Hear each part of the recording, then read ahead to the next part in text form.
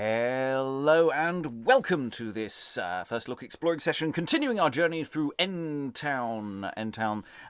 Plays 31 to 34, which is an almost entirely artificial breaking up of what is a latter stage of a passion play, what's known as passion play number 2, and also bits of another play from another place that get wedged in places. So this is where our neat narrative that we've been going with Passion Play number 1 and 2 starts getting a bit more fragmentary as Passion Play concludes, and then the editor of this manuscript tries to continue the sequence with another play source, and it gets a little disjointed in terms of where bits are coming from.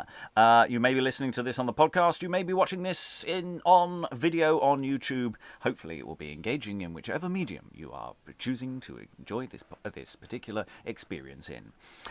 Reading today from N Town Plays 31 to 34, we have reading Pilate, Veronica, Magdalen or Magdalen, depending on how the text wants us to pronounce it, and Longeus is... Hello, my name is Lynn. I live in the northwestern United States, and I'm a mild-mannered English teacher by day. Reading Satan, Annas, Belial, and Joseph of Aramathea is... Hello, I'm Helen Good. I'm a historian, and I'm in sunny Yorkshire. And continuing the progress of referring to effectively the same character under different names, reading Demon as well as Jesus, Anima, Christi, and Nicodemus is...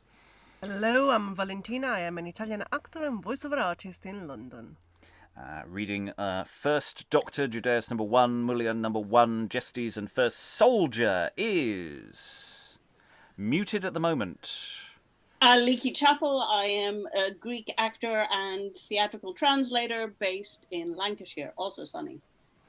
Reading Second Doctor, Mother number 2, Judeus number 3. Sadly, there the number system fell down. John and Third Soldier is... Hi, I'm Eric, and I am here. Reading Caiaphas, Simon and Centurio is... Hi, Alan Scott, based in Suffolk. Reading Judeus number 4, Fourth Soldier, and Maria is... Briony in Lincolnshire. Reading Pilate's Wife, Third Doctor, Judeus number 2, Dysmas, and Second Soldier is... Rachael Nicole, actor, New Jersey. And I'm your host, Robert Crighton. I will endeavour to prompt as we dive from different numbers of remarkably similar characters, and we all get terribly, terribly confused. I will also be reading stage directions and generally moving us forward. Have I missed anyone out? No, I don't think I have. Good. So without further ado, we're going to go into what is, called Play 31, but we pretty much continue straight off from where we left off last time.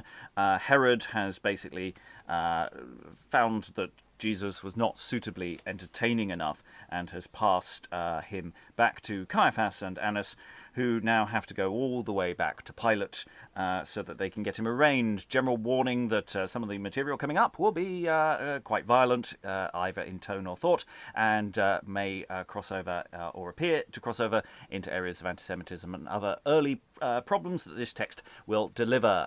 We do not necessarily endorse any of the opinions voiced by the play. We are just here to explore what it is doing. So, play 31 here. Entereth Satan into the place in the most horrible wise. And while that he playeth, they shall don on Jesus' clothes, and ourest a white cloth, and lead him about the place. So Jesus is being led about the place while Satan fills in. And then to Pilate, by the time that that his wife hath played. So there's business going on while business is going on. So Jesus is being having his clothes taken off and changed after his whipping, and Satan speaks. Thus I reign as a Russian with a ringing rout, as a devil most doughty dread is my dint. Many a thousand devils to me do they lout, brenning in flames as fire out of flint. Whoso serve me, Satan, to sorrow he is sent, with dragons in dungeons and devils full dark. In brass and in brimstone the breathals be brent, that one in this world my will for to work. With mischief on mould here members I mark, that jappen with Jesus, that Judas sold. Be he never so crafty nor cunning clerk, I harry them to hell as traitors bold. But there is one thing that grieveth me sore, of a prophet that Jesu men call. He paineth me every day more and more with his holy miracles and workers all. I had him once in a temptation, with gluttony, with covetise and vainglory. I assayed him by all ways that I could done, and utterly he refused and gan me defy. The rebuke that he gave me shall not be unquit. Somewhat I have begun, and more shall be due. For all his barefoot going, from me he shall not skip, but my dark dungeon I shall bringen him to. I have do made ready his cross that he shall die upon, and 3 nails to take him, that he shall not start. Be he never so holy, he shall not fro me gone, but with a sharp spear he shall be smet to the heart. And sithen he shall come to hell, be he never so stout, and yet I am afeard, and he come, he will do some wrack. Therefore I shall go warn hell that they look about, that they make ready chains to bind him within lake. Hell, hell, make ready, for here shall come a guest. Hither shall come Jesus, that is cleped God's Son, and he shall be here by the hour of noon. And with thee here he shall won, and had full shrewed rest. And here shall a devil speaken in hell. Out upon thee, we conjure thee, that never in hell we may him see. For an he once in hell be, he shall our power breast. Then have I go too far. But some will help, I have a shrewd turn. My game is worse than I went here. Lo, I may say my game is lorn. Lo, a while yet I have cast. If I might Jesus' life save, hell gate shall be spared fast, and keep still, although I have. To Pilate's wife I will now go, and she is asleep, abed full fast. And bid her withouten words mo to Pilate, that she send in haste.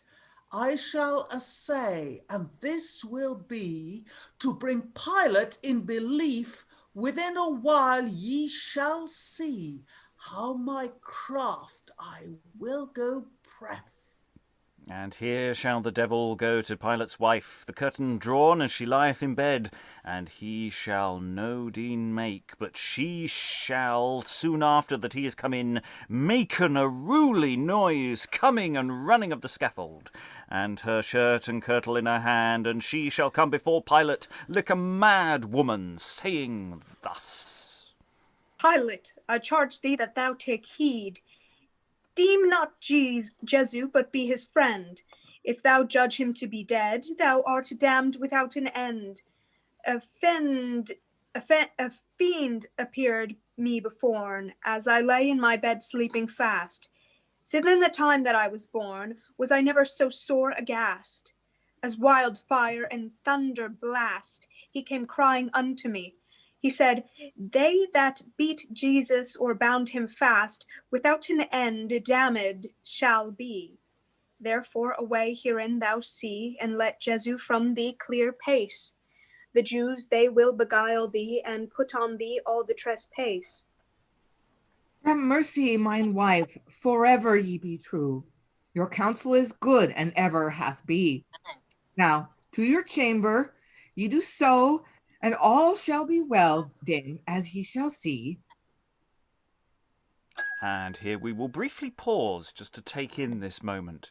So, to save as Satan's gaff, hell, from the arrival of Jesus, Satan is trying to save Jesus. Yay! He's trying to change the plan so that he can't be redeemed. He can't redeem mankind. I mean, wow, well played, Satan. Well played. So you have this sort of interesting dream that Pilate's wife has, which seems to be semi-performed there. We have a curtain. We have various stages. This one has a curtain, and they show her in bed, and she's woken up, and it's a really, really interesting addition here. Helen. I mean, what I found fascinating was that this wasn't Satan's idea originally. He has this great speech about how he's going to take Jesus down to hell. And then he says, "Okay, hell, stand back, he's coming." And the devils of hell then say, "This is a bad idea, boss. We really don't. We're not ready. Really We're not don't ready. want this man down here." Aliki. I love this because it covers a theological point that's always troubled me. I mean, why is Judas the bad guy if he's helping to fulfill God's plan, right? So Satan is the bad guy. He is trying to thwart the divine plan. I love it. So Lynn. I take it in like previous explorations of other passion plays, this twist has not come up before. Is that? Oh, I'm fairly certain it's unique, or as far as we know, to Intown. I mean, it may exist in other things that don't survive. That was my question, because it's a weird little sort of reverse psychology kind of moment. I mean, we mostly in Christian mythology, Pilate's wife is kind of one of the good guys. Don't condemn him. This man has done nothing. But that she's being manipulated by the devil to, it's very odd. I mean, it does appear in various sources, and the basic root of it is biblical. It does arrive from Matthew, but it's not amplified by any other text. Alan, then. Yeah, Helen. no, you to a certain extent answered the question, because I couldn't bring to mind any biblical reference that had got anything of this nature whatsoever in it. It's amplified by a number of different texts in between. N-Town does sample a lot from the Northern Passion and the Gospel of Nicodemus and things like that. So there's various interesting other sources that do a lot more with it. I think it just mentions it vaguely in passing. Helen. Yeah, there's a similarity in the way the fall, Adam and Eve, is justified. If the apple hadn't been taken, then Mary would never have been Queen of Heaven. Therefore, the apple being taken was a good thing. It's a really twisted bit of logic, but... That's what happens when you think about things for just too long. Rachael. I was just going to say, because, we've had these, demonic characters show up so many times, not just in like the N-Town plays, because I think we had Satan in one of the ones from last week, but just how the imagery of hell, or like these demonic characters, the playwrights get so creative with them. They take so much liberty with them, and they always do something interesting with them, with those characters. I think it's always easier to describe hell than it is heaven, in that sense as well. You've got burning lakes, you've got, the annex, all sorts of... I could go on for ages on that. I'm not going to because we need to move on. Any additional thoughts from the room? Valentina? I just wanted to say quickly that Satan is weirdly likable in this, and especially because we've read some of this before. Not what we're reading today, but in respect, in comparison to Pilate or some of the other characters that are human and evil, he's got a sense of humor. He's a weirdly likable character. Mm. And yes, you bring up, the character of Pilate. Pilate's character may not remain consistent across the different texts as we read them. Pilate comes across in different ways depending on which text we're reading. Anyway, here, and again, we're getting to loaded language and the way they other various characters in this play. Here, the Jews bring Jesus again to Pilate, and by that they mean the various doctors and priests, Annas and Caiaphas, etc. Sir Pilate, good tidings thou hear of me, of Herod the king, thou hast good will, and Jesus he sendeth again to thee, and biddeth thee choose him to save or spill. Yeah, sir, all the poor lieth now in thee, and thou knowest our faith he hath near shent. Thou knowest what mischief thereof may be, we charge thee to give him judgment. Sirs, truly ye be to blame, Jesus thus to beat, despoil, or bind, or put him to so great shame. For no fault in him I find. Nay, Herod's nother, to whom I sent you, the fault in him could find right none, but sent him again to me by you, and ye well know, as ye well know, every one. Therefore understand what I shall say. You know the custom is in this land, of your Pasch day that is near hand, what thief or traitor be in bond for worship of that day shall go free away without any price. Now then, methinketh it were right to let Jesus now go quite, and do him no more despite. Sirs, this is mine advice. I would weet what you say. And here all they shall cryen, Nay, Nay, nay, Hey. Deliver us the thief Barabbas, that for manscloth prisoned was. What shall I then with Jesus do? Whither shall he abide or go? Jesus shall on the cross be done. Crucificator we cry each one. Sirs, what hath Jesus done amiss? And all the people cry, Crucifixor! Crucifixor! I say, at once! Sirs, sin algates ye wollen so, putting Jesus to woe and pain? Jesus a while with me shall go. I will him examine betwixt us twain. And here Pilate taketh Jesus and leadeth him into the council house, and saith, Jesus, what sayest now? Let's see. This matter now thou understand. In peace thou might be for me, but for thy people of thy land. Bishops and priests of the law, they love thee not, as thou mayst see, and the common people against thee draw. In peace thou might be for me, this I tell thee plain. What sayest, Jesus? Why speakest not to me? Knowest not I have power on the cross thee to do? And also I have power to let thee forth go. What canst thou here saying?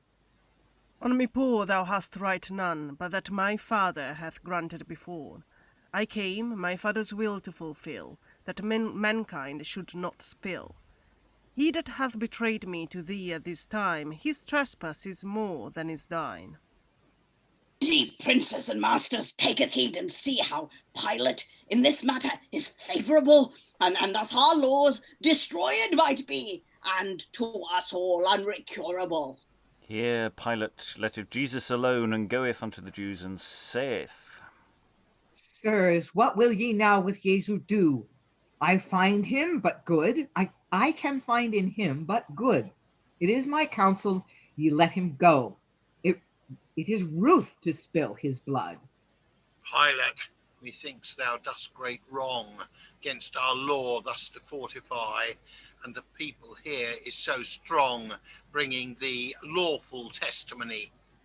Yeah, and thou let Jesu throw us pace.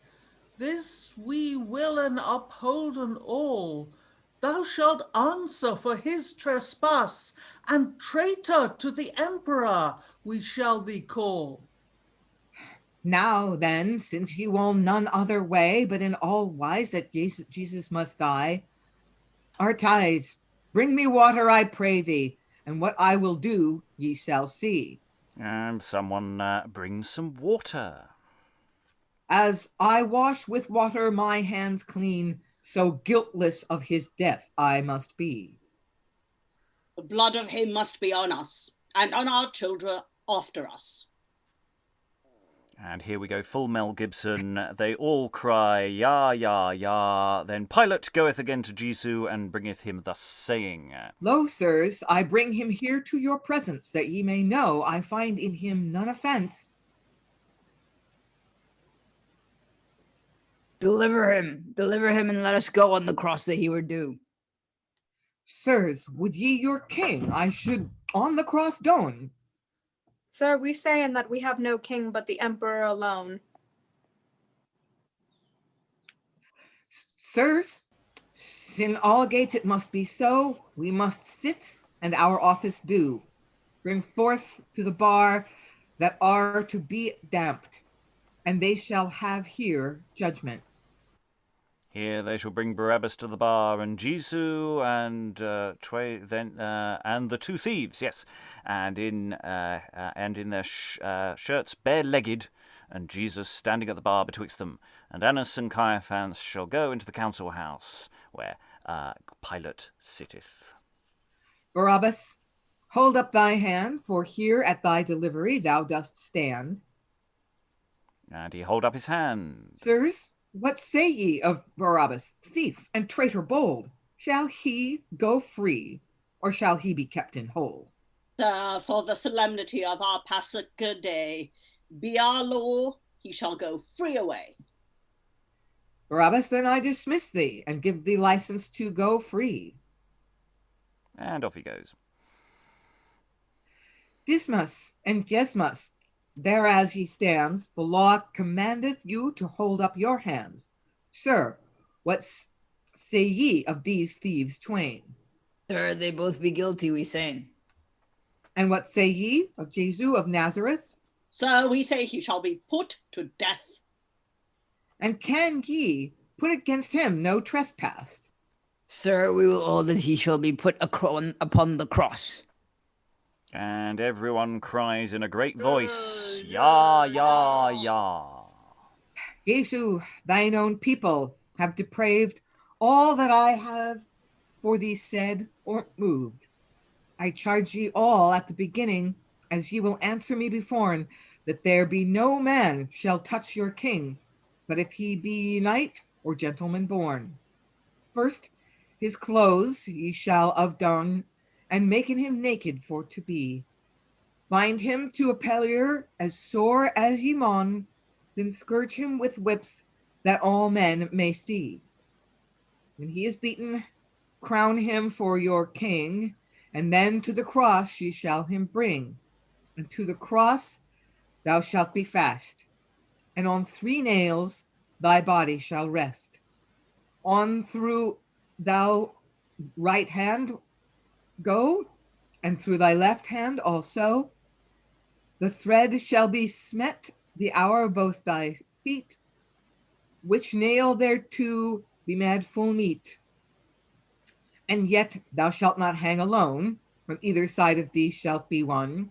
Dysmas, I now deem thee that on his right hand thou shalt be, and Jestes on the left hand hanged shall be on the mount of Calvary, that men may see. And here Pilate shall rise and go to his scaffold, and the bishops with him. And the Jews cry for joy with a great voice, and harass him, and pull off his clothes, and bind him to a pillar, and scourge him, one saying thus. Doeth gladly, our king, for this is your first beginning. And when he is scourged, they put on a cloth of silk and set him in on a stool and put a crown of thorns on his head with forks. And the Jews kneeling to Christ, taking him a sceptre and scorning him. And then they shall pull off the purple cloth and do on again his own clothes, and lean the cross on his neck to bear it, and draw him forth with ropes. And then shall come, which we'll come to in just a moment. We'll pause there. Yes, when I was going relatively light-heartedly the full Mel Gibson there, the way the chorus of people is used, it's incredibly unpleasant as an effect.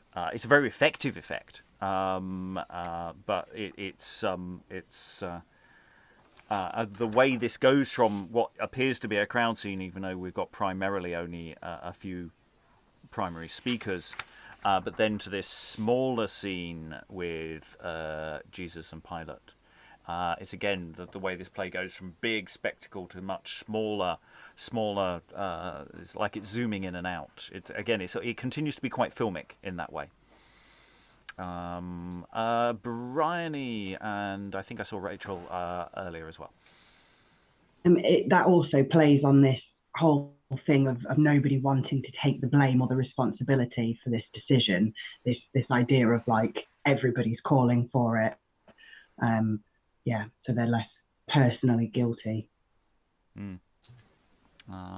Yes, we have a very contentious line of dialogue in there. The blood of him must be on us and on our children after us. Which is that does not go down well. It is one of those positions that is used and has been used over the centuries as a reason for persecution. Rachael. No, I was gonna say, because Pilate is a Roman guy, isn't he? Or he's that he's depicted more sympathetically when at this time they were the occupiers of this country that this is supposed to take place in. And then I also wanted to say, this is something that I've looked at, like as we've been going on with these other plays, and because this anti-Semitism is a continued theme because we're in the Passion, that the Catholic Church, the Roman Catholic Church at least, still does have that opinion that it's like Jewish people's, that they put that blame on Jewish people for this and not the Romans. I come from like a multi-faith household, so that was always like a thing to sit in that and then hear them say that. But I just mean the Catholic Church still has that anti-Semitic line going. Other thoughts from the room? Anyone want to particularly leap in on this particular area of the text? It's use of group, use of individuals. Valentina.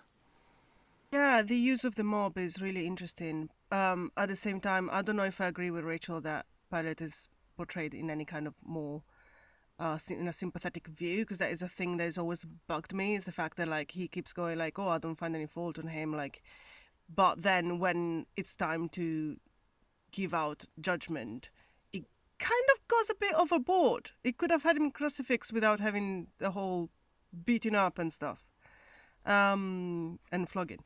But yeah, it's this play goes from like, it's interesting. This play, like, it's got like these dark moments, but it also have quite a lot of lightheartedness, because the beginning with Satan was not quite so dark, and then it moves in and out of this stuff quite quickly. And I think it is because of the use of the crowd. Lynn. Just to agree with Valentina that Pilate seems to be trying to defend what's right, but then when he gives in, he's like, yeah, beat him and torture him and humiliate him and crucify him. I mean, I don't know if the writers of this, the creators of this text knew this, but crucifixion was not a common form of execution. in the Roman Empire. It was reserved for the lowest of the low, and there were other ways of punishing criminals. You could have executed a traitor without crucifying him, without making it this long, drawn out, extremely painful, torturous death. But then Pilate goes with, yeah, let's. I guess, well, I'll just have to give in, and we'll do this the most horrible way possible. Well, it's an interesting question as to we've talked about the politics of this particular depiction before. Yes, he is the overlord, but he doesn't want a riot on his hands. If Pilate is surrounded by a lot of very angry people who are demanding this, and I mean, I sort of sit on a slightly different position to Pilate, is that to a degree he doesn't care. Pilate to a degree just wants a quiet life. Yes, he wants to do right and good, but also this isn't a hill he's particularly interested in dying on.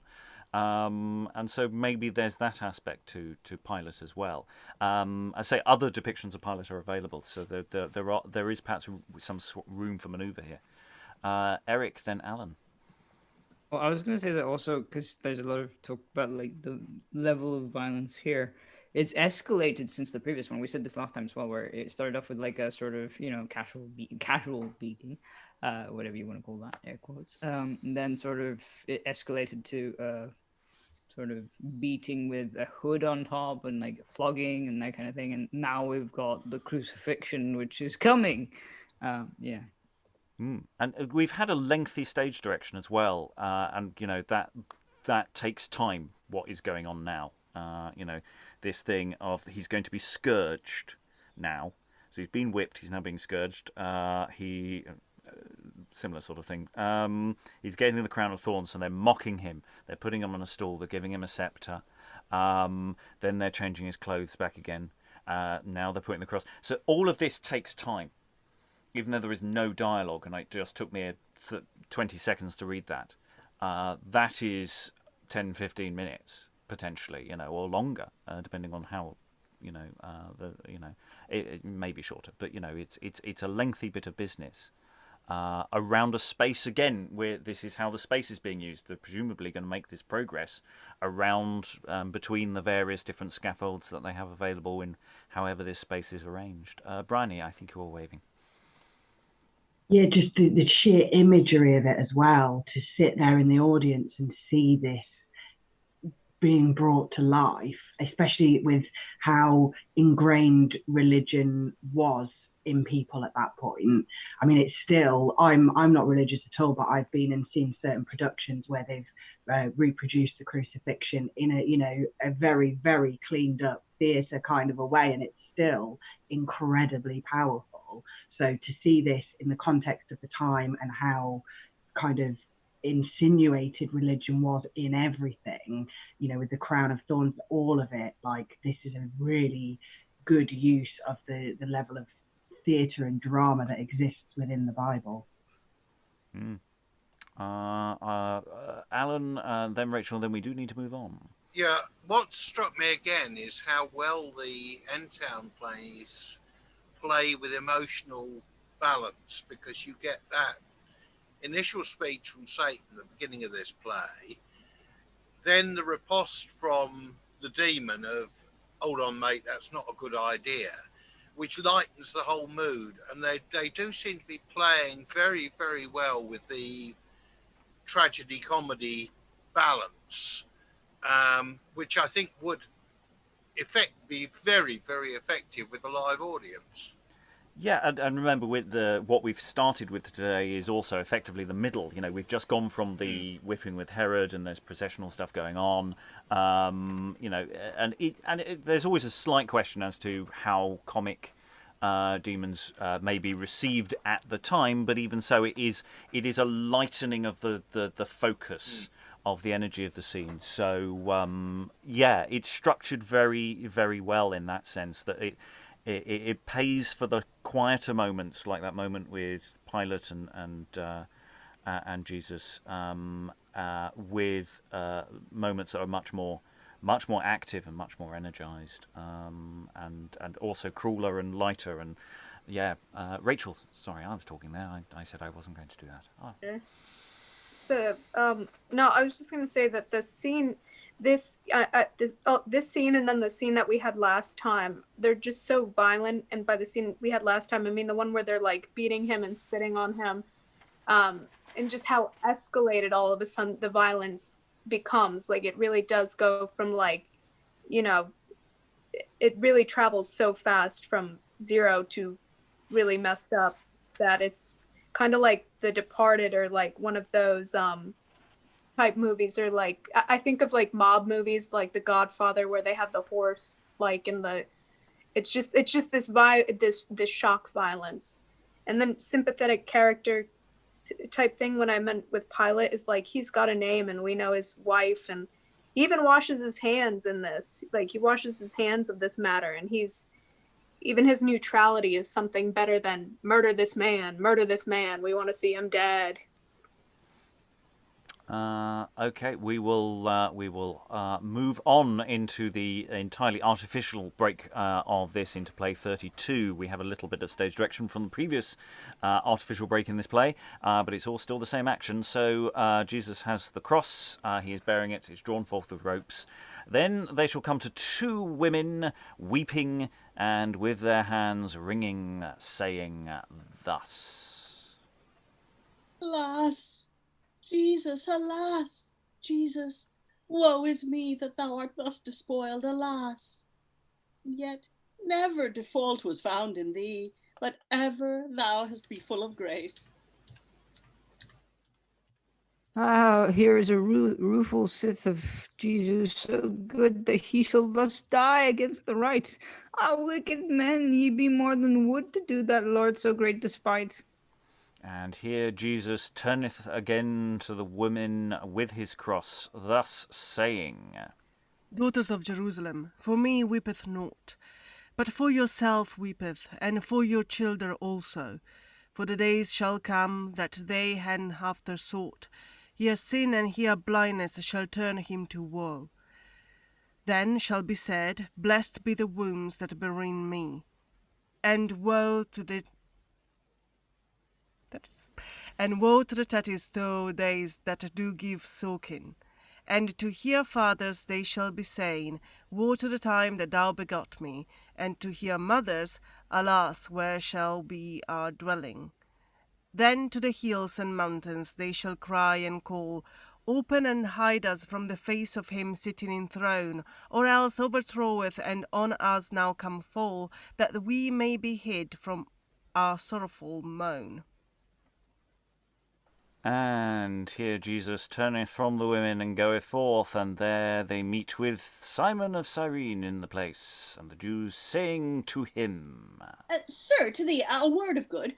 A man is here, thou mayest see, beareth heavy of a rood, whereon he shall hanged be. Therefore, we pray all thee, thou take the cross of the man, bear it with us to Calvary, and right great thank thou shalt have. Sir, I may not in no degree. I have great errands for to do. Therefore, I pray you, excuse me, and on my errand let me go. What, harlot, hast thou scorned to bear the tree when we thee pray? Thou shalt bear it, hadst thou sworn, and it were 10 times the way. Sirs, I pray you, displease you naught. I will help to bear the tree. Into the place it shall be brought, where ye will command me. And here Simon taketh the cross of Jesus and beareth it forth. Oh, ye sinful people, why fare thus? For sweat and blood he may not see. Alas, holy prophet Christ Jesus, careful is mine heart for thee. And Veronica wipeth his face with her kerchief, or more properly, veil. Veronica, thy weeping doth me ease. My face is clean that was black to see. I shall them keep from all my sins, that looken on thy courtesy and remember me. Then shall they pull Jesus out of his clothes and lean them together, and there they shall pull him down and lay him along the cross, and after that nailing him thereon. Come on now, Here we shall essay if the cross for thee be meet. Cast him down here in the devil way. How long shall he stand on his feet? Pull him down, evil mote-heath thee, and give me his arm in haste, and anon we shall see his good days they shall be past.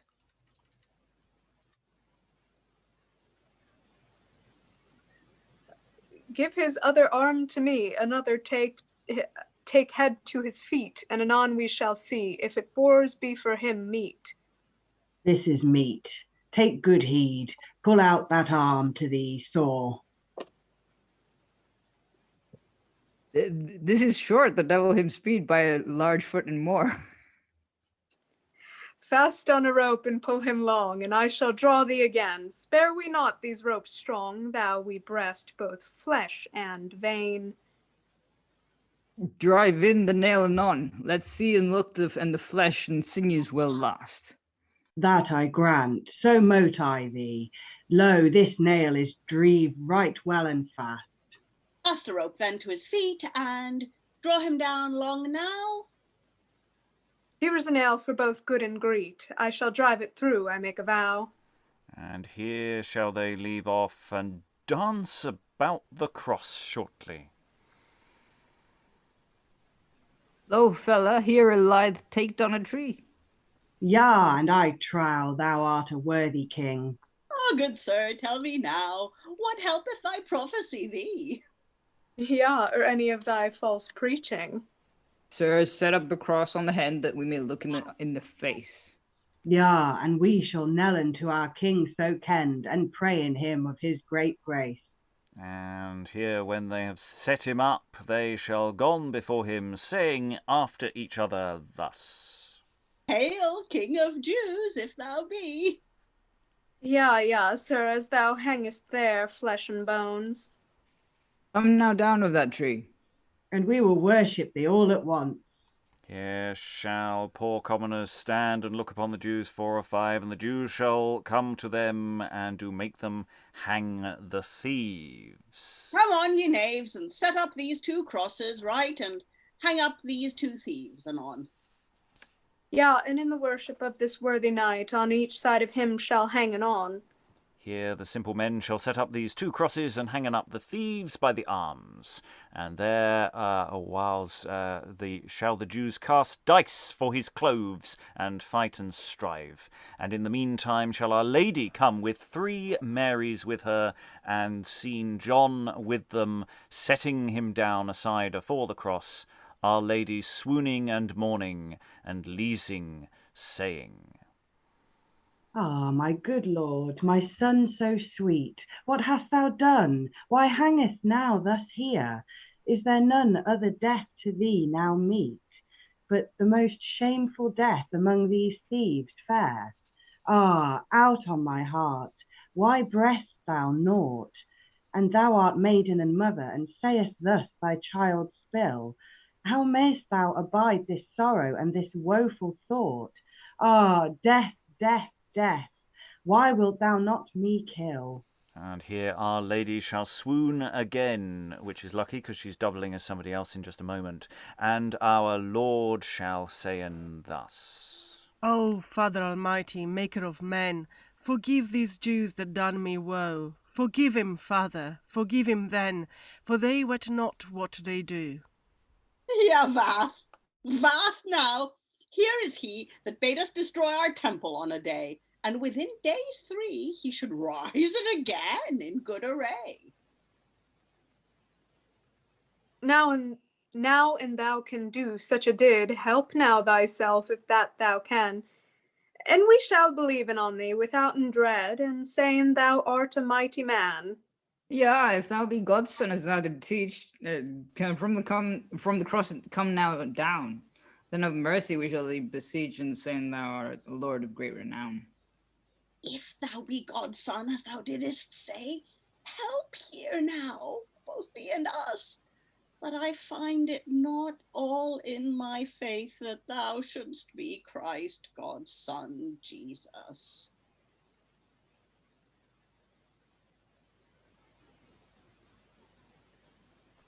And on the cross, Dysmas Do says... Do away, fool. Why sayst thou so? He is the Son of God, I believe it well. And sin did he never, lo, that he should be put this death till.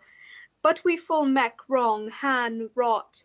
He did never thing amiss. Now mercy, good Lord, mercy, and forget me not when thou comest to thy kingdom and to thy bliss.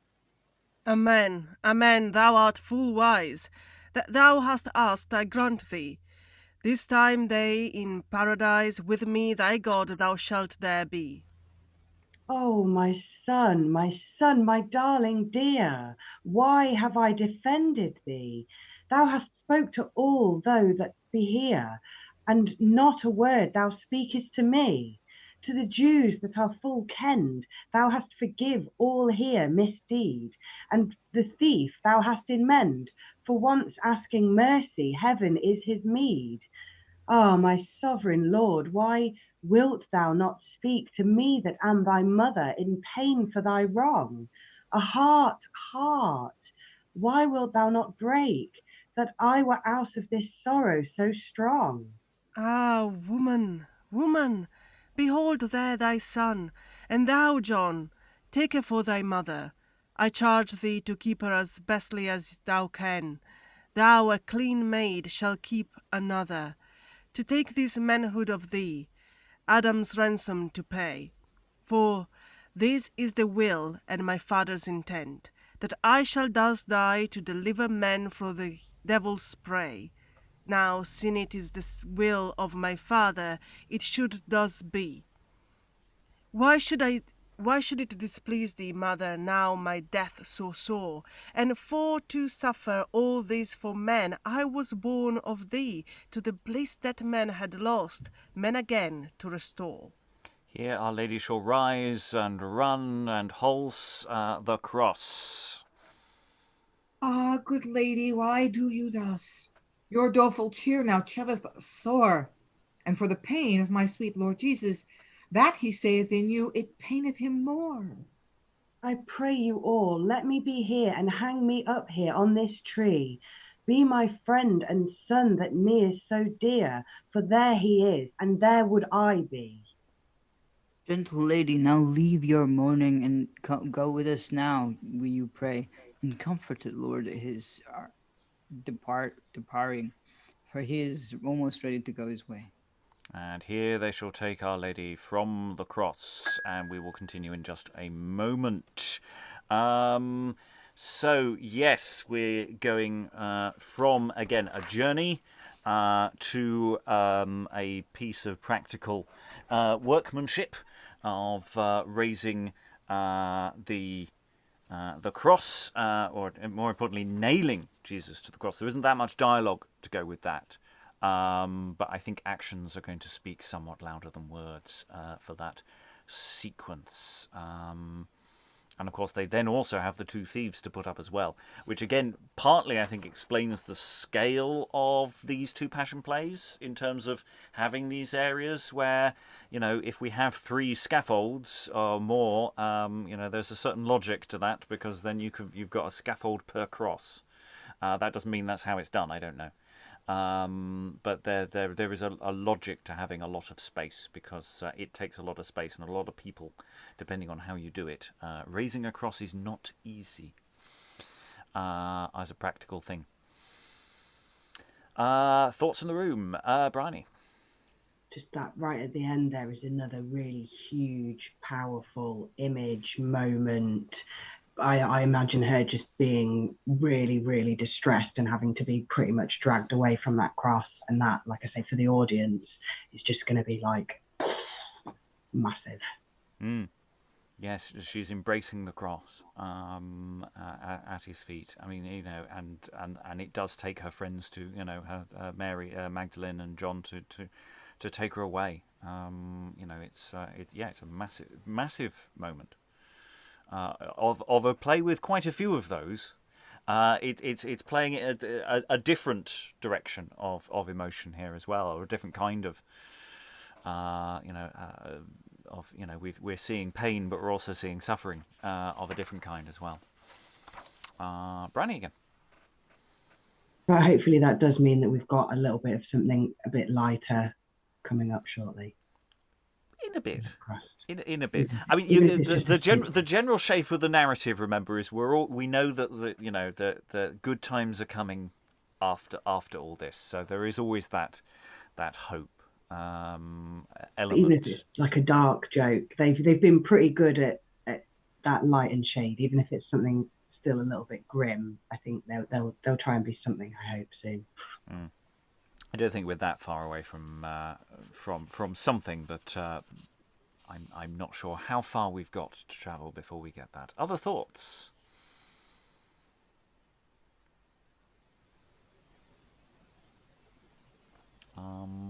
Eric? Presumably there's not a lot of dialogue during that scene with the nailing because, supposedly Jesus would be screaming. So, it's like... It's a really interesting question whether he is supposed to or not.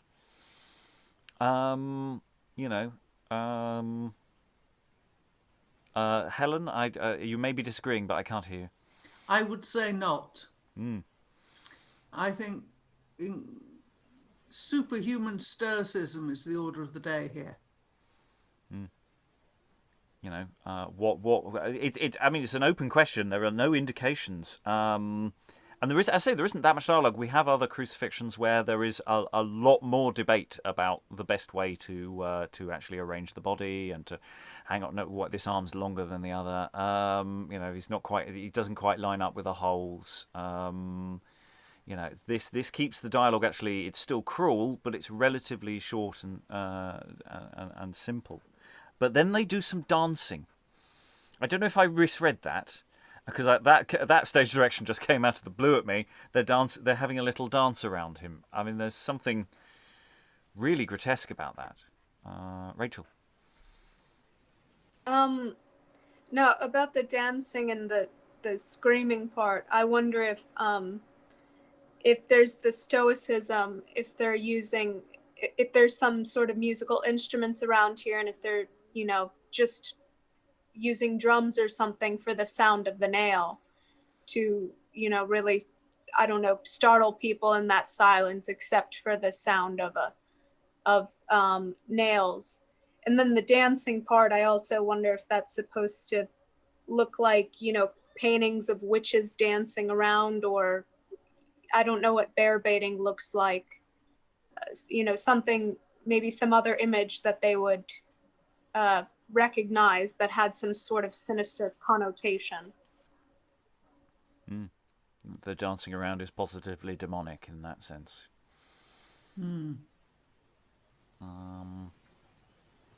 Let us complete this semi-artificial unit of action in terms of the way these texts are broken up. I can't promise any light yet, but maybe a slightly different shade of dark. They've taken Our Lady from the cross, and here shall Pilate come down from his scaffold with Caiaphas and Annas, and all here many shall come and look on Christ. And Annas and Caiaphas shall scornfully say, "Lo, sirs, lo, beholdeth and see, here hangeth he that helped many a man. And now, if he God's son be, help now himself, if that he can." Yeah, and if thou King of Israel be, come down off the cross amongst us all, and let thy God now deliver thee, and then our King we will thee call. Here shall Pilate ask in a pen and ink, and a table shall be taken to him written afore, Hic est Jesus Nazarenus Rex Judorum, and he shall make him to write, and then gone up a ladder, and set in the tablet above Christ's head. And then Caiaphas shall maken him to read and say, Sir Pilate, we marvel of this, that ye write him to be King of Jews. Therefore we would that ye should write thus, that he named himself King of Jews. That I have written it is, and so it shall be for me, Judeus. And so forth. All they shall gone again to the scaffold, and Jesus shall cry, Eloi, Eloi, lama sabachthani. My Father in heaven on high, Why dost thou me forsake? The frailty of my mankind with strong pain it ginneth to pend. Dear Father, have me in mend, and let death my sorrows slake. Methink he this doth call Heli. Let us go near and espy, and look if he come privily from cross him down to Reve. So great a thrust did never men take as I have, men, now for thy sake. For trust asunder my lips gin crake, for dryness they do cleave. Your thrust, Sir Hubbard, for the slake, easel and gazzle and gull here I thee take. What, methinketh the mow ye make, is this not good drink? To cry for drink ye had great haste, and now it seemeth it is but waste. Is not this drink of good taste? Now tell me what ye think. On loft, Sir Hobart, now ye be set. We will no longer with you let, and we grate you well on the new get, and make on you a mow. We greet you well with a scorn, and pray you both even and morn, take good heed to our corn, and chair away the crow. In manus tua, Domine. Holy Father in Afflacy, I commend my spirit to thee, for here now handeth my fast. I shall go slay the fiend that freak, for now mine heart beginneth to break, words more shall I none speak. Nunc consummatum est. Alas, alas, I leave too long to see my sweet son with pains strong, as a thief on cross doth hong, and never yet did he sin. Alas, my dear child to death is dressed, now is my care well more increased. Ah, mine heart with pain is pressed, for sorrow mine heart doth twin. Ah, blessed maid, change your thought, for though your son with sorrow be sought, yet by his own will this work is wrought, and wilfully his death to take. You to keep he charged me here, I am your servant, my lady dear. Wherefore I pray you be of good cheer, and mirths that ye make. Thou he had never of me be born, and I say his flesh thus all to torn, on back behind and breast beforn, rent with wounds wide, needs I must one in woo, to see my friend with many a foe, all to rent from top to toe, his flesh without an hide. Ah, blessed lady, as I you tell, had he not died, we should to hell. Among his fiends there ever to dwell in pains that be smart. He suffereth death for our trespass, and through his death we shall have grace to dwell with him in heaven place. Therefore be'th merry in heart. Ah, dear friend, well woot I this, that he doth buy us to his bliss, but yet of mirth evermore I miss when I see this sight. Now, dear lady, therefore I you pray for this doleful dulder when we are away. For when this sight ye see not may, your care may wax more light. Now sith I must part him fro, yet let me kiss ere that I go, his blessed feet that suffer and woe, nailed on this tree. So cruelly with great despite, thus shamefully was never man dight. Therefore in pain mine heart is pight, all joy departeth from me. And here she falls to the ground as though dead. Now, blessed maid, come forth with me, no longer this sight that ye see. I shall you guide in this country where that it pleaseth you best. Now, gentle Johann, my son's darling, to God's temple thou me bring, that I may pray God with sore weeping and mourning that is priest. All your desires shall be wrought, with hearty will I work your thought. Now, blessed maid, tarrieth naught in the temple that ye wear, for holy prayer may change your mood, and cause your cheer to be more good. When ye see that you are not your child's blood, the last may be your care. And then John's leads Mary to the temple, saying as they go, Here in this temple my life I lead, and serve my Lord God with heartily dread. Now shall weeping me food and feed, some comfort till God send. Ah, my Lord God, I thee pray, when my child riseth the third day, comfort then thine hand may, my care for to amend. And here we will pause, and in fact, in a moment, we will have what we might describe as a brief intermission from this particular play. Yes, Jesus has died. It's an interesting question as to whether a nunc consummatum est is said or is a stage direction.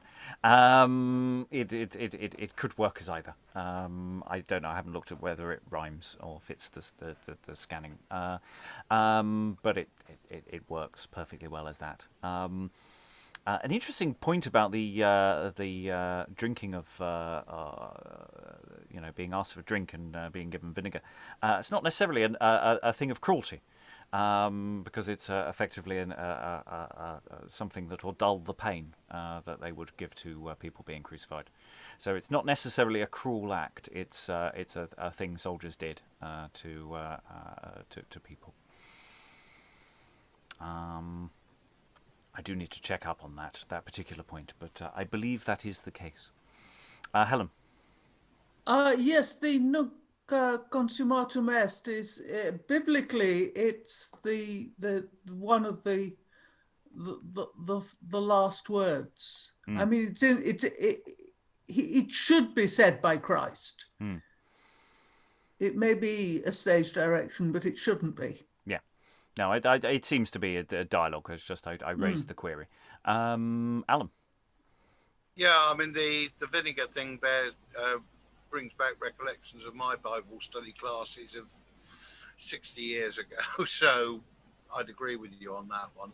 But I mean it's an effective staging and in a fairly economical way. Yes, there's room for a hell of a lot of business around it, but the verbiage is short to the point.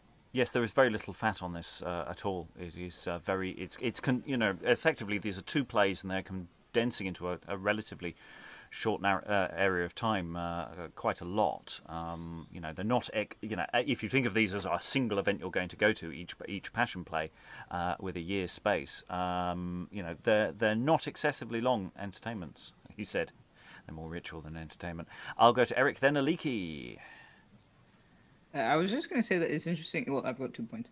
That it's interesting that it's the Jews that do the nailing and the thing. It's not like soldiers or anything. Or I mean, they might be soldiers like sort of mercenaries or something, but it's basically Judeus 1, 2, 3. Also, my second point is that this bit with John and Maria, or Mary, depending on what you want to call it, is reminded me a lot of that. I don't know if it's an in-town play that we did or some other play that we did with the raising of Lazarus, where the I don't know, neighbors came in from next door and went, "Oh, don't cry. He was sick. He'll be fine." And it's like, "Yeah, he's with the I don't know," or something to that effect. And it was like, "Yeah, he's dead. It's fine. Move on." Well, we did two liturgical plays, Christ's Burial and Christ's Resurrection, where and Christ's burial is very much an exposition of every different way you can describe people grieving.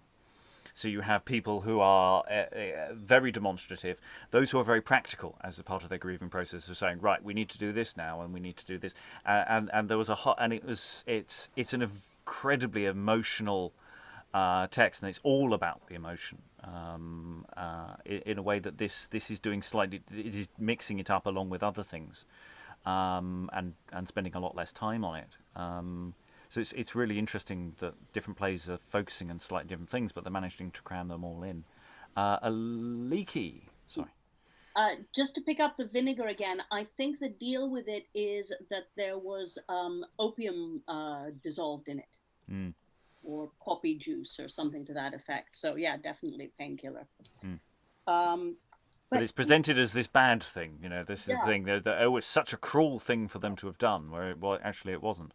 Yeah, I loathe vinegar, and I remember reading that as a child and thinking that was the worst bit of it all. But there's something about kind of the practicalities of the nailing him up and raising of the cross that, I don't know, there was a lot of like memory of actually building something together in that. And that makes it worse somehow. Mm. Yes, there is a sort of workman vibe to it all. Yes, Briony. So that would, I don't think it was supposed to have had the effect that it did have on me, but if I was staging this, then that it had the light bit that I was after everything, because that conversation between John and Maria is just ridiculous. And then when she falls down as if dead, I just imagined some ridiculous drag queen death drop there, and then her just like talking from lying on the floor and being carried out by people to the temple. And as she gets, towards the end, well, actually, yeah, I'm not looking at him anymore.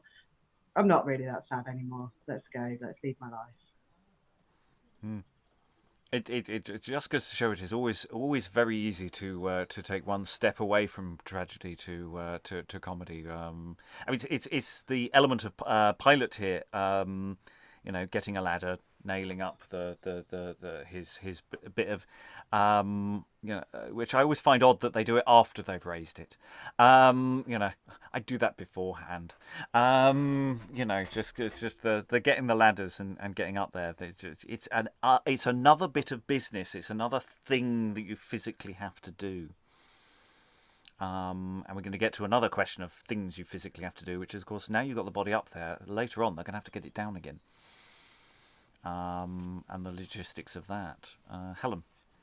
I think one of the problems they've got here is that the Jesus of Nazareth, King of the Jews sign was put there by the Romans and the Jews protested at it.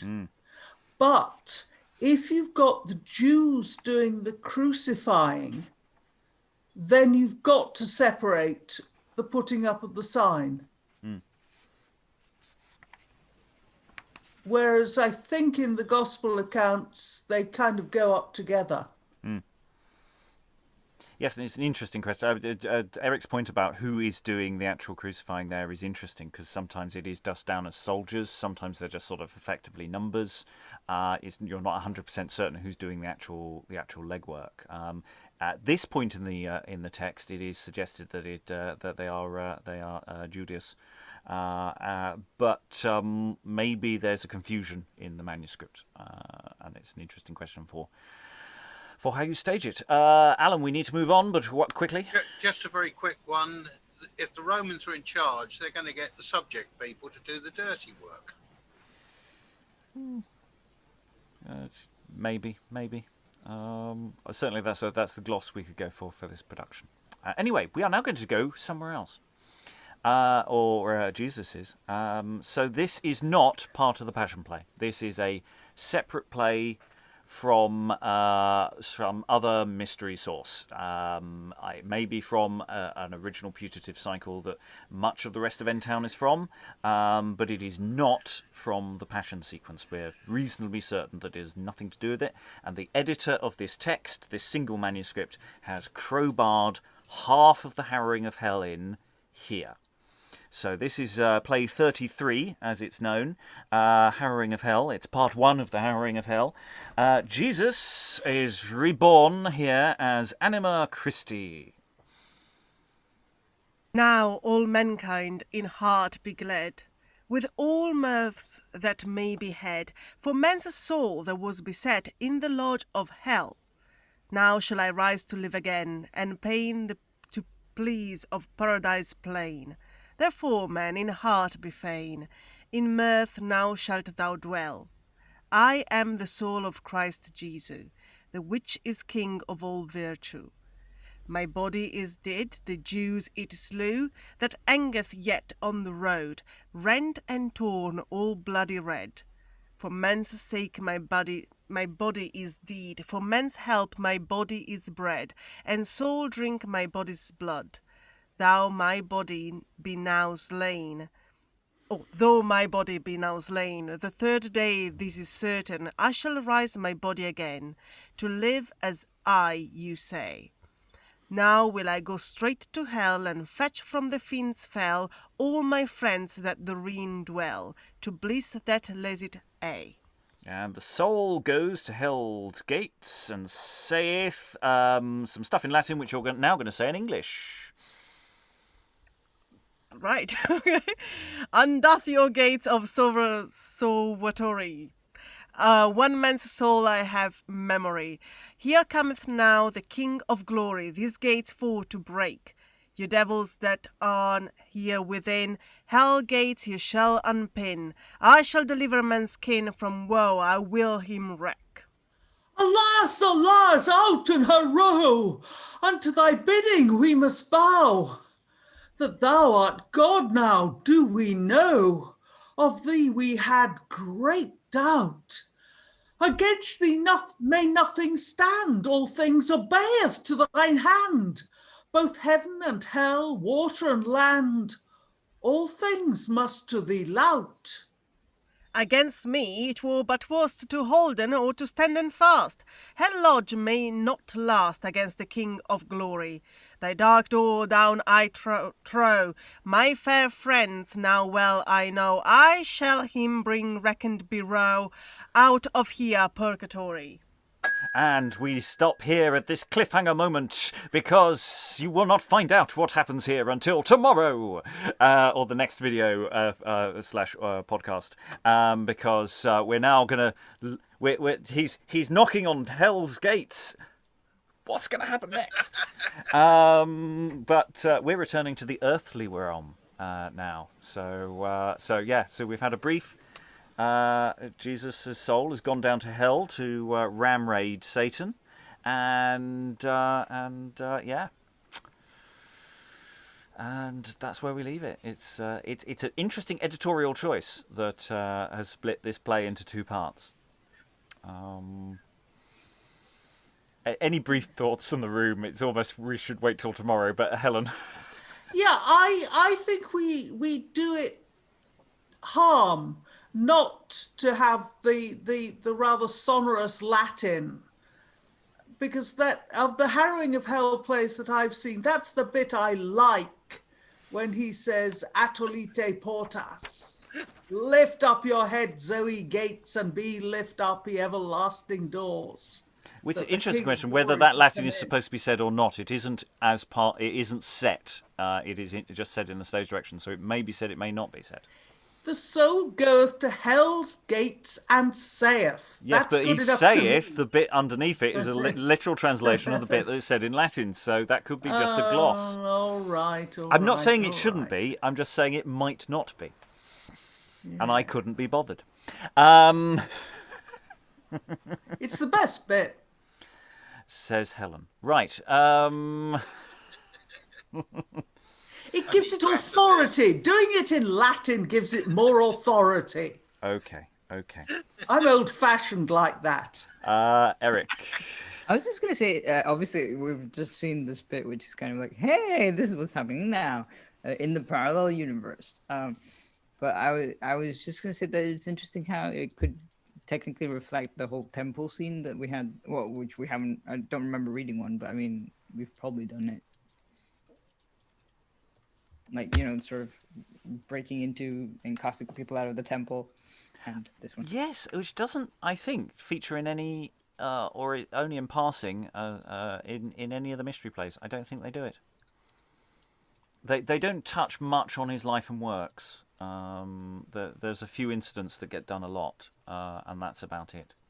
But it gets mentioned, like they did mention it in, like, about a few lines ago. Name checks. Yeah. Here's what you could have won. Anyway, that's an entirely separate play, which we will complete tomorrow. We're now going to return to the point where we were. So Mary has just gone into the temple. There may be other material. There are interesting questions here about who the speakers are, because we now have soldiers 1, 2, 3, and 4 speaking, and whether they are effectively the same people who were doing the crucifixion earlier, or whether these are now Roman soldiers as explicitly separate people, is an interesting question, and whether even this is exactly the same text as we left earlier. But we're working on the principle that a lot of what we're about to read is from the Passion Play, but not necessarily all of it. Keep an ear out for any egregious changes in verse style. So, what's known as play 34, and we're going to have a burial, and we're going to have a guarding of the sepulchre. We can assume the burial is from the Passion Play number 2. Centurio and soldiers. In truth, now I know with full open sight that God's dear Son is nailed on tree. These wonderful tokens are proven full right. Quod vere filius Deus erat iste. The very child of God I suppose that he be, and so it seemeth well be his wonderful work. The earth sore quaketh, and that agreeseth me. With mist and great weather it is wonder dark. Such marvels shown may none earthly man. The air is right dark that first was right clear. The earth wave is great. The clouds wax when. These tokens prove him a lord without any peer. His father is peerless king of most empire, both lord of this world and king of heaven high. Yet out of all sin to bring us out of danger, he suffereth his dear son for us all to die. Alas, alas, what sight is this? To see the Lord and King of bliss that never sinned ne did amiss, thus nailed upon a road. Alas, Jews, what have you wrought? You wicked wights? What was your thought? Why have you bobbed and thus beaten out all this blessed blood? Now truly tell well I can, that this was God's own Son. I know he is both God and man, by this work that is here done. There was never man, but God that could make this work, that ever was of woman born. Were he never so great a clerk, it passeth him all they had sworn. His law was true, I dare well say, that he taught us here among. Therefore, I rede ye turn to your fay, and amend that ye han do wrong. O good Lord Jesu, thou diedst now here on the rood. Have mercy on me and forgive me my miss. I would thee worship here with my good, that I may come to bliss. To Pilate now will I go and ask the body of my Lord Jesu, to bury that now would I soon in my grave that is so new. Hail Pilate, hail Sir Pilate that sitteth in seat, hail Justice of Jews, men do thee call. Hail with health, I do thee greet. I pray thee of a boon whatso befall. To bury Jesus' body I will thee pray, that he were out of men's sith, for tomorrow shall be our holiday, then will no man him bury, I thee plith. And if we let him hang there still, some would say thereof, no, the people thereof would say and full ill, that nother should be your worship nor prow. Sir Joseph of Aramathea, I grant thee, with Jesus' body, do thine intent. But first I thee weet that he did be as it was his judgment. Sir Knights, I command that ye go in haste with Joseph of Aramathea, and look ye take good heed thereto that Jesus surely did be. See that this commandment ye fulfill, with no words any more, and then let Joseph do his will, that he will with Jesus do. And here come 2 knights before Pilate at once, thus saying. So we shall do our diligence with Joseph going to Calvary. We out of thy presence, soon the truth we shall espy. Gramercy, Pilate, of your gentleness, that ye han granted me my list. Anything in my province ye shall have at your request. Sir, all your lest ye shall have with Jesus' body, do your intent. Whether ye bury him in pit or grave, the power I grant you here present. And the two knights go with Joseph to Jesus and stand and look at him in the face. Methinketh Jesu is sure enow. It is no need his bones to break. He is dead, how thinketh you? He shall never go nor speak. We will be sure, or then we go. Of a thing I am bethought. Yonder is a blind knight I shall go to, and soon a while here shall be brought. And here the knight goeth to blind Longeus and saith, Hail, Sir Longeus, thou gentle knight. Thee I pray now right heartily that thou wilt wend with me full with. It shall be for thy prow, verily. Sir, at your commandment with you I will wend, in what place you will me have, for I trust that ye, be my friend, lead me forth, sir, our Sabbath you save. Lo, Sir Longeus, here's a spear, both long and broad and sharp enow. Have it up fast enough, fast that it wore there, for here is game. Show, man, show. O good Lord, how may this be that I may see so bright now? This pretty winter I may not see, and now I may see I wot never how. But how is this that hangeth here now? I trow it be the maiden's son, and that he is now, I know well how the Jews to him this villainy have done. and here he falleth down on his knees. Now, good Lord, forgive me that I do thee now have done. For I did wist not what, the Jews of mine ignorance did me rave. Mercy, mercy, mercy, I cry. I'll just briefly pause here because I think explicating some of this is not unimportant. So Nicodemus and Joseph of Arimathea go to Pilate. They want to take down the body if we could, please, sir, please, sir. And Pilate's only concerned, look, make sure he's dead. And as a bit of sport, they get a blind, retired Roman soldier there to wield the spear.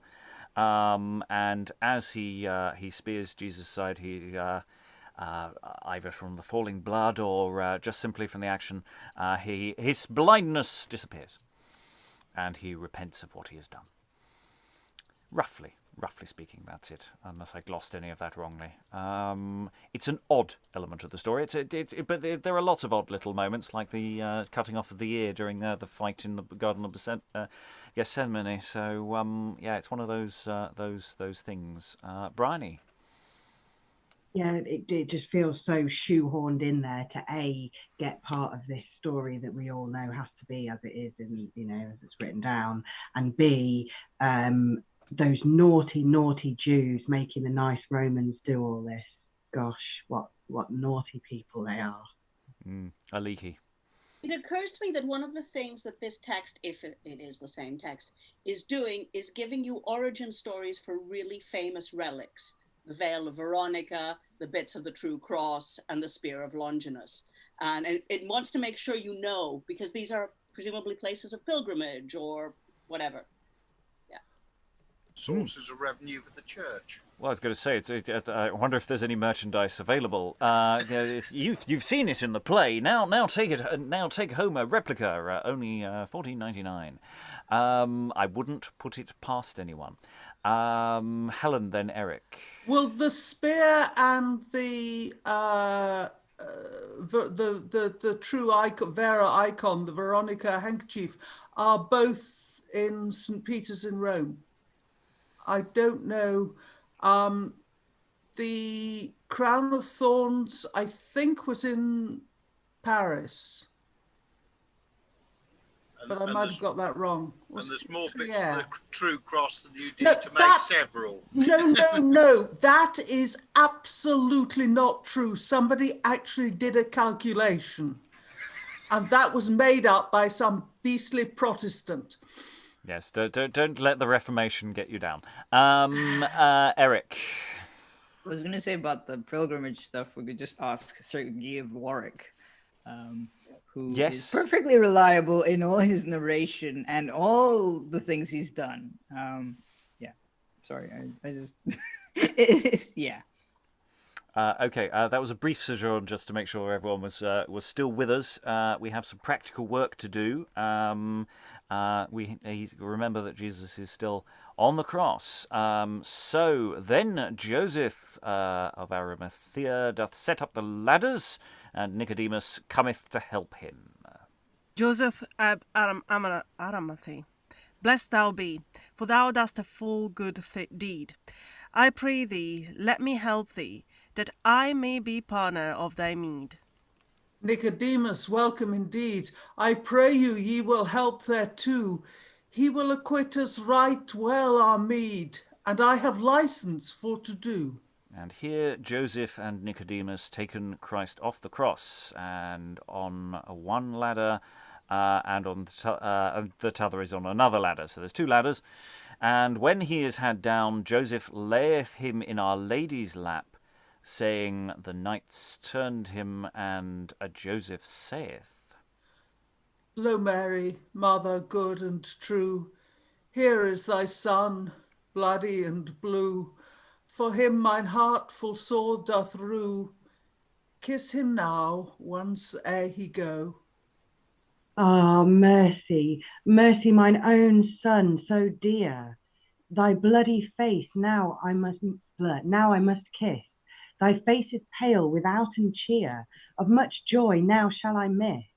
There was never mother that say this.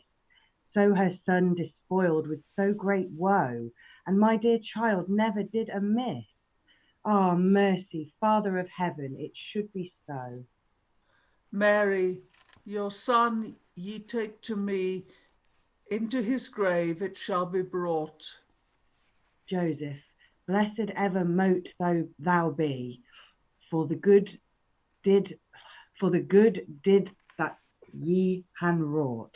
and here they shall lay Christ in his grave. I give thee this Sidney that I have bought, to wind thee in while it is new. It is an ointment that I have brought to anoint withal my Lord Jesu. Now Jesu is within his grave, which I ordain sometime for me. On thee, Lord, I vouch it save. I know my meed full great shall be. Now let us lay on this stone again, and Jesu in this tomb still shall be. And we will walk home full plain, the day passeth fast, I see. Farewell, Joseph, and well ye be, no longer tarrying here we make. Sir, Almighty God be with thee. Into his bliss he mote you take. Farewell, ye gentle princes kenned, in joy ever mote ye be. The bliss of heaven without an end, I know verily that ye shall see. And here the princes shall do reverence to Our Lady and go their way and leave the Marys at the sepulchre. Caiaphas goes to Pilate, saying thus, Hark, Sir Pilate, listen to me. I shall thee tell tidings new. Of one thing we must ware be, ere else hereafter it might it rue. Thou wottest well that Jesu, he said to us with words plain, he said that we should find it true, the third day he would rise again. If that his disciples come certain, and out of his grave steal him away, they will go preach and plain saying that he is risen the third day. This is the counsel that I give here. Take men and give him charge thereto, to which the grave with great power till the third day be go. Sir Caiaphas, it shall be do, for as ye say, there is peril in, and it and it happened that it were so. It might make our laws for to blend. Ye shall see, sir, ere that ye go, how I shall this matter save, and what I shall say thereto, and what charge they shall have. Come forth, ye Sir Amarant and Sir Arphaxat. Come near also Sir Cosdrum and Sir Offront, and hear the charge that ye must do. Sirs, to Jesus' grave ye shall go, till that the third day be gone, and let neither friend nor foe in no way touch the stone. If any of his disciples come there to fetch the body from you away, Beat him down. Have ye no fear with shameful death do him day. In pain of your gods and your lives, that ye let him not shape you fro, and of your children and your wives, for all ye less, and ye do so.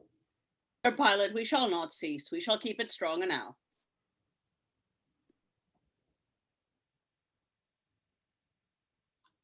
Yeah, and 100 put him in press. They shall die, I make a vow.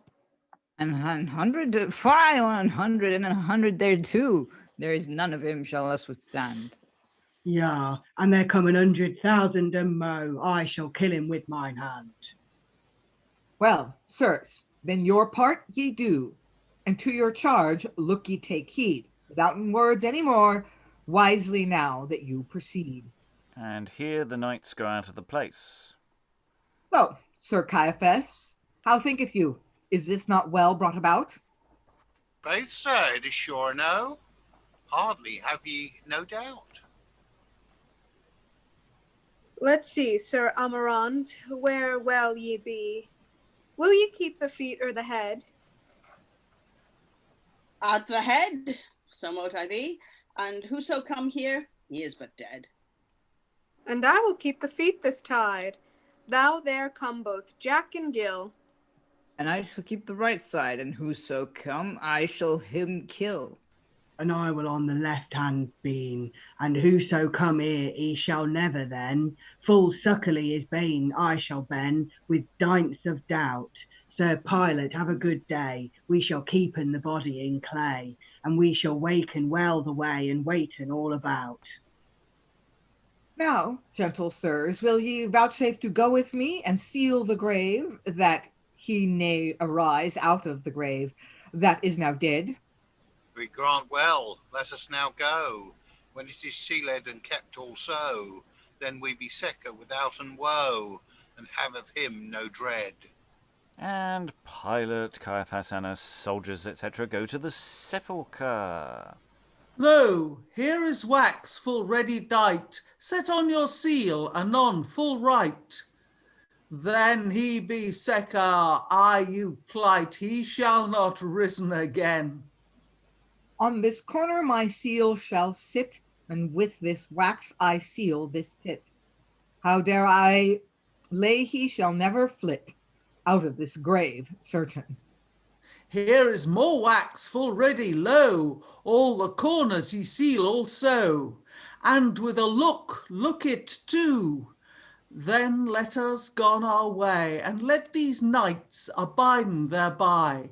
And if his disciples come privily to steal away this dead body, to us they him bring without delay.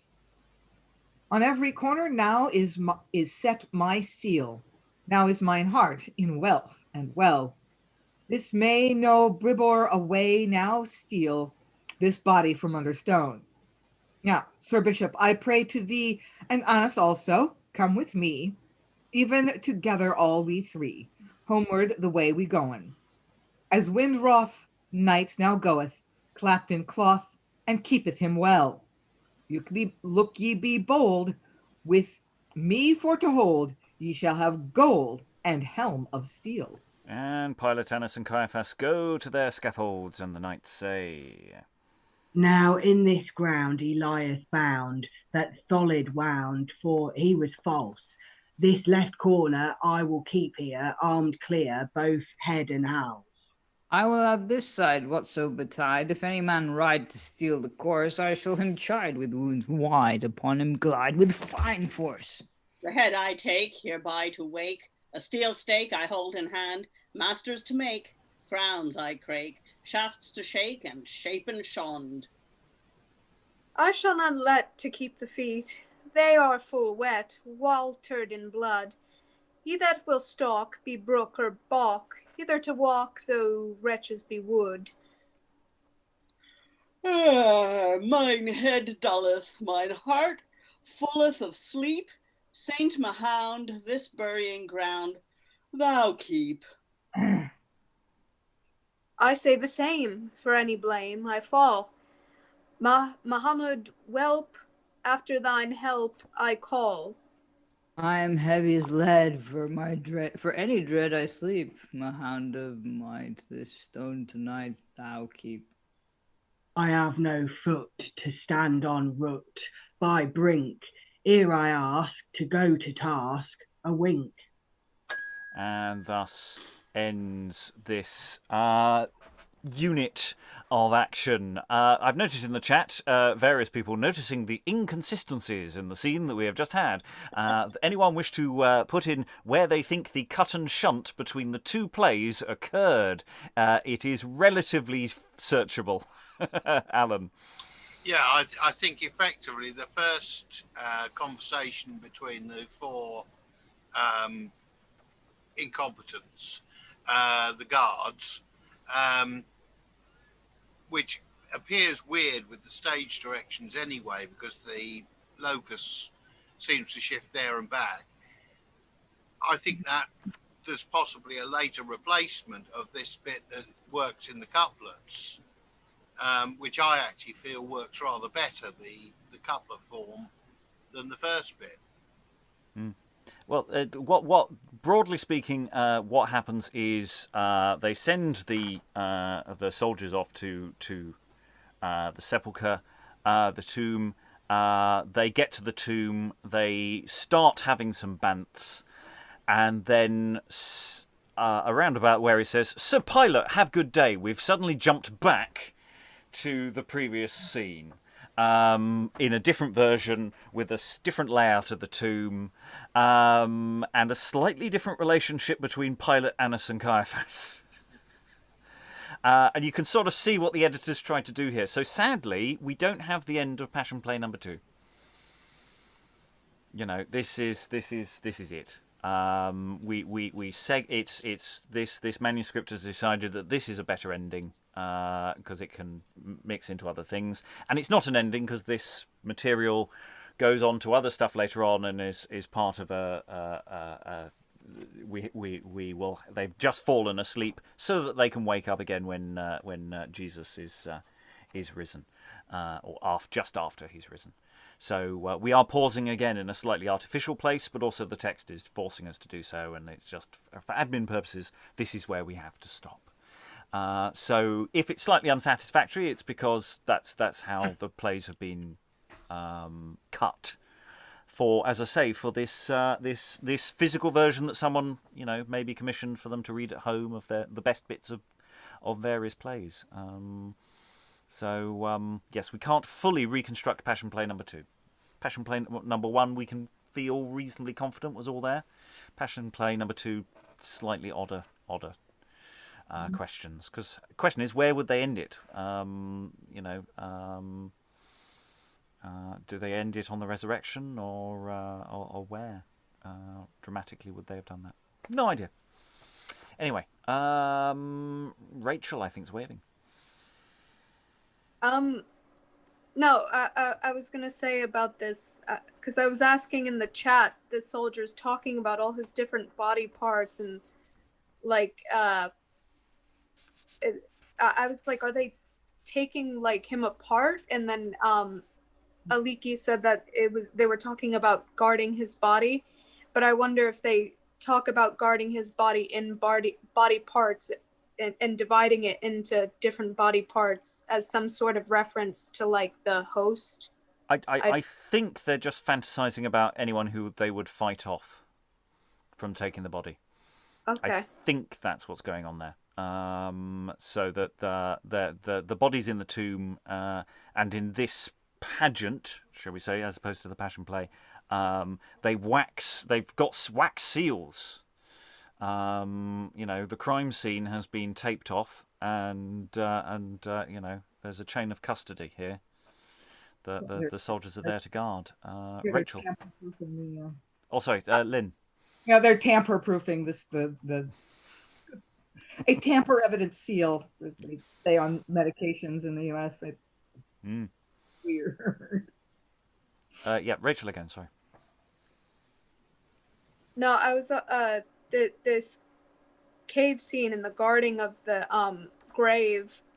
I forget the name, and I shouldn't forget the name, but Oedipus's daughter, the one who keeps trying to go out and see her brother's body. Antigone. But it's, yeah, Antigone. It reminds me somehow of that scene.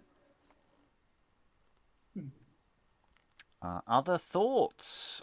We're going into final thoughts as well, so you can sort of talk about the texts that we've got here over the course of today, and also to a degree you can think back to previous elements of these over the previous sessions if you were there. Ultimately there's an element of talking about this as material that you might want to do things with because it's already had things done to it, so it's not like we even need to pretend about structural integrity here.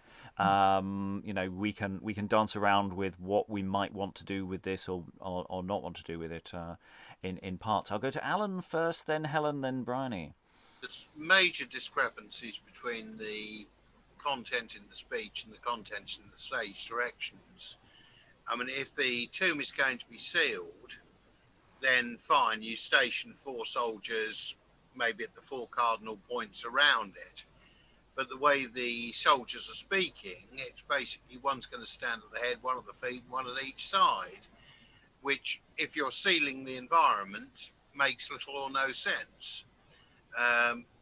So there's an awful lot of fudging around the edges, I think one would need to do to try and make the stage directions congruent with the text. Well, the stage directions for the bit of the text that is from that bit of text are accurate. It's just we have 2 plays cut and shunt together, so the stage directions for one do not match the stage directions for the other, if that makes sense.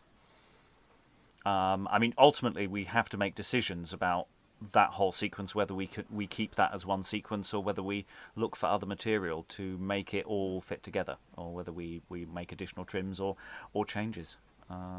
Helen. I must say, I think that the Harrowing of Hell needs to be taken out of where it is and put after the entombment. Yes. It's not only far more traditional, it also is far less confusing and far more stageable. Yes, well, that's the thing, is the bit we've just done should really live at the beginning of the bit we're about to do. We'll start with next time. Yeah. So, maybe I'll be nice and say we'll just quickly do the bit we did last time and run it in. And we'll even do the Latin. Aren't you kind? Yeah. I think providing Helen's the one who's got to read it. Oh, right. Well, I don't know how it's cast for tomorrow, but maybe I'll move some things around. Okay, other thoughts? Briony, I think. Just although there are these inconsistencies with how it's been edited previously and things, there is still this, I like the light and shade of this, and the way even the light bits are still quite shady, but I am okay with that, the darkness of the humour on those bits, and I don't know whether or not all of it is there or whether it's some of it's just my dark humour, just seeing things out of context now historically that I would make funny. But yeah, I like it. I think the 4 soldiers there, that could be a nice comedy bit. I mean, it's interesting, even though those soldiers are written in slightly different terms, they've got a very different verse style, they do seem quite consistent in character, actually, between the 2 texts, even when we jump from one text to another. So it's quite interesting that, they are slight comic relief. They're not supposed to be very good at their job. I mean, to be fair, they've been enchanted by angels or something, so, there's only so much you can expect from them. Did you have more, Briony? I was just going to say, I don't know, I feel like maybe we were a bit, personally, I was a bit primed for the weirdness of that verse by the play that we did the other week with Skelton in, and just the randomness of him popping up every now and then. And this is it's not Skeltonics, but it's not that dissimilar from it. It's, it's like somebody's chopped his stuff up and given it to the 4 clowns sort of characters almost. But I like it, and it just, maybe that is why I don't find it quite as random as it is. Yeah, I mean, it's interesting. It's almost like their verse dissolves as they're falling asleep, because it's a shorter line, then it's an even shorter line, which is quite clever. I think that's quite nicely done. I will go around for final thoughts, thinking about the stageability of this, any artistic decisions you might be interested in doing if you were here for last week, trying to connect it with stuff we'd done a week ago. Valentina, you were mostly God, or the Son of God. Any final thoughts? I still think it's especially, the thing we did last week, it was more stageable than this. This you'll have to work around it a little bit more. I still think it's stageable. I don't know where you'll finish it though, like stop it though, because it seems a bit of an odd thing to stop it at the burial. Still, maybe it's my personal history. I don't know if I would stage it. I think there's a very strong element in it that I'm not sure how the audience will receive it, because I'm sure half of the audience is gonna go like, oh, this is the funny bits are funny, and half of the audience is gonna be like, that's might be disrespectful, because it's a story that is so known, I don't know if there's any need to stage it. Controversial thought, sorry.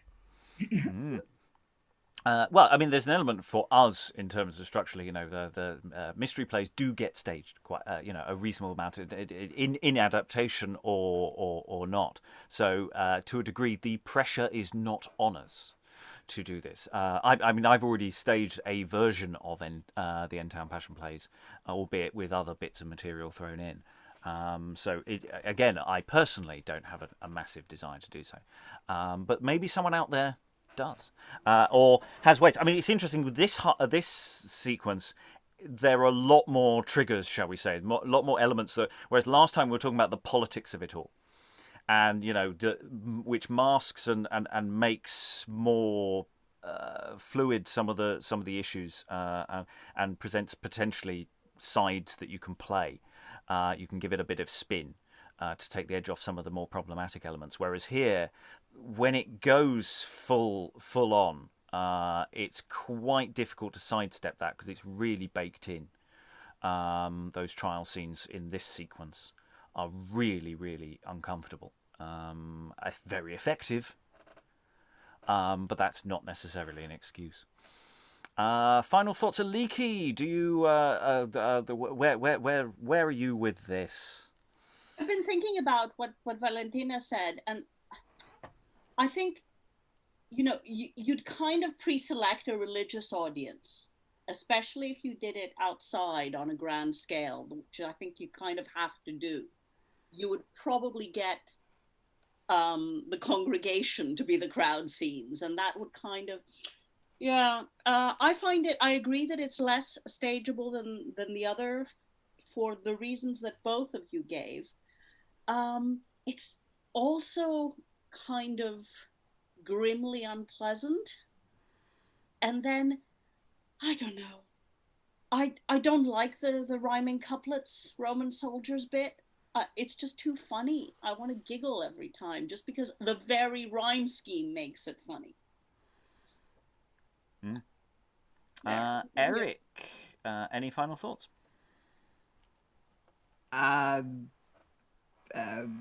Well, you can see why I'm very eloquent today. I don't know. I think it's interesting if you stage it and sort of like if you want to stage it, then you have to do it not full out, but in order to, depending on the audience, you could either make them complicit and sort of give the impression that this is actually happening. This is if you set it sort of with against the backdrop of Palestine versus Israel, for example, that would be political.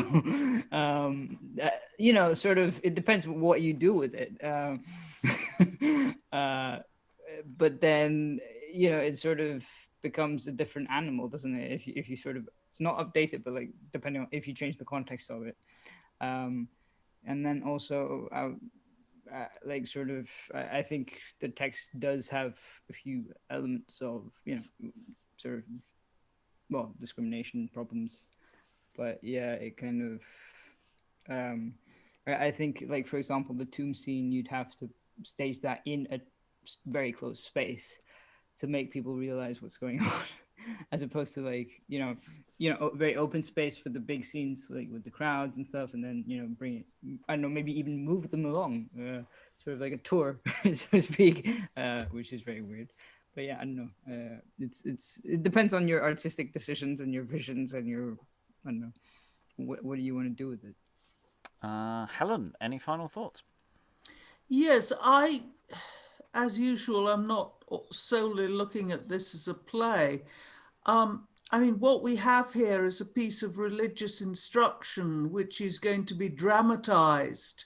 And it's probably the most vibrant, the most lasting, and possibly the most important piece of religious instruction that people are getting.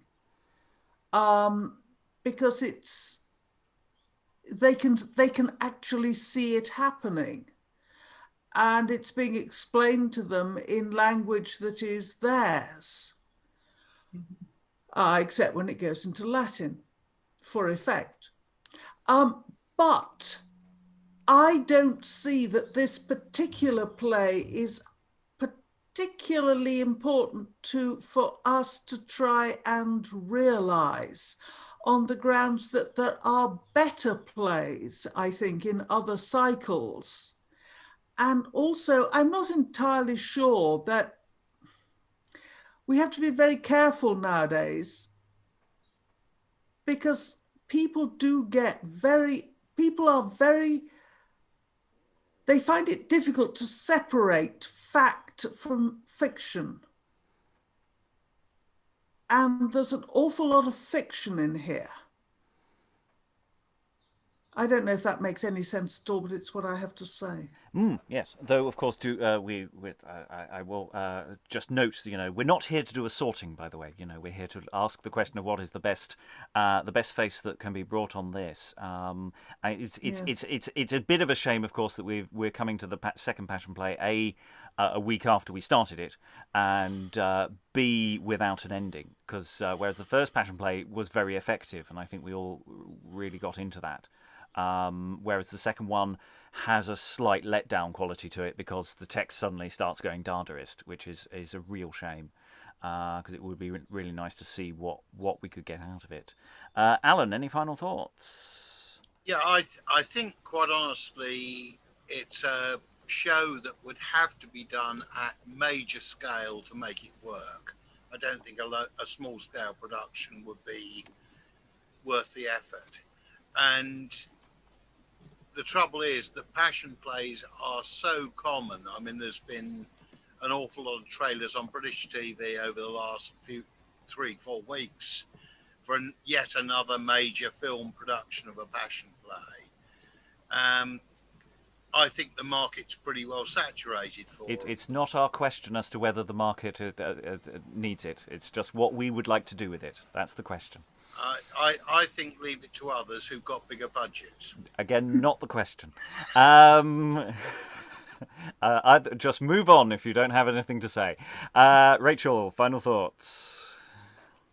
No, I wonder if because like there were problematic things about the last N-Town cycle that we like tapped into, but they seem to work better as a theater piece than this one. And maybe it's when the whole thing works better as a theatrical thing that it feels like the problematic bits are a part of the story and part of the character's perspective a little bit more than the writer's perspective.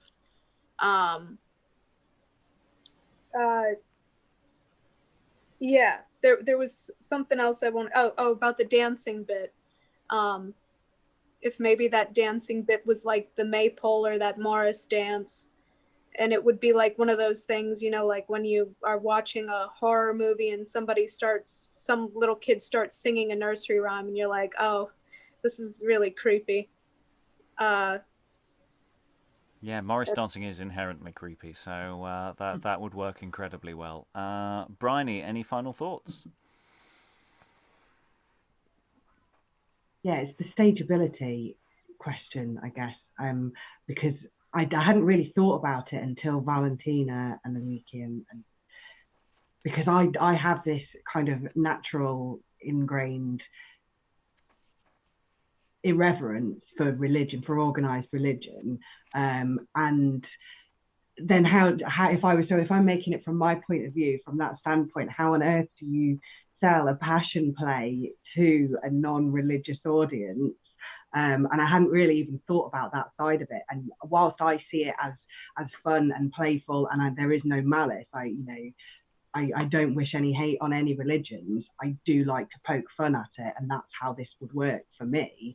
And so, yeah, it's whether or not there'd be a place for that to exist, or whether I would just get lynched.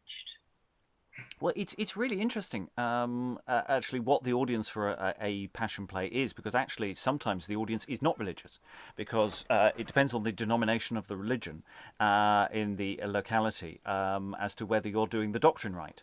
And oddly enough, religions do not always trust theatre makers, because sometimes we muck around with their God. So actually, sometimes the audience is not religious at all. And come to it from a very different standpoint. So it's a really important question, actually.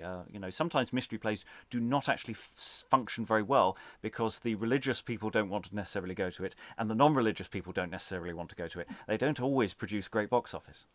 It's an interesting contradiction, of which I have stories for off camera. Lynn. Yes, for me, the most troubling aspect of this text and the segments that we did last week from this same manuscript is the onstage violence. Whatever it was 15, 18 years ago, I was persuaded to go see the film version of The Passion, and I couldn't watch it. I had to look away from the screen. So maybe that's just me, but something that's concerning, I think, in putting this on its feet is the effect of the violence.